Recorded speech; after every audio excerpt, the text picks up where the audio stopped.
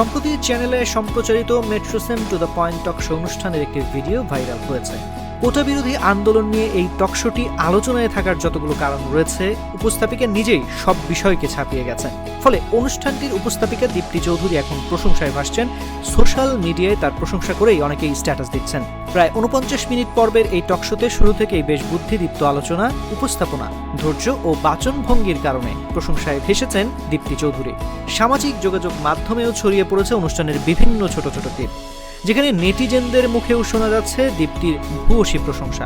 সম্প্রতি একটি সাক্ষাৎকারে সেদিনের টক শো নিয়ে কথা বলেছেন এই উপস্থাপিকা, যেখানে তিনি বলেছেন সেদিনের টক শোতে আলাদা কিছু করেননি, মানুষের প্রতি ও পেশার প্রতি দায়বদ্ধতাটুকুই পালন করেছেন। দীপ্তি বলেন, যখন আমি সঞ্চালকের চেয়ারে বসি তখন অতিথিকে সম্মান করে জনগণ ও দর্শক যে প্রশ্নটি করতে চায় সেই কাজটি করার চেষ্টা করি। সেদিনও তাই করেছি।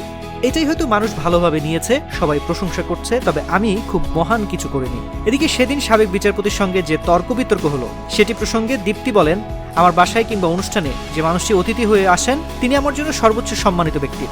তাকে আমি সর্বোচ্চ সম্মান দেওয়ার চেষ্টা করি। এক্ষেত্রে তার আচরণ আমাকে কখনো প্রভাবিত করে না, করেনি। সবসময় চেষ্টা করি আমি যেন নিজের জায়গাতে ঠিক থাকতে পারি। সেদিনও চেষ্টা করেছি, পেরেছি কিনা জানি না।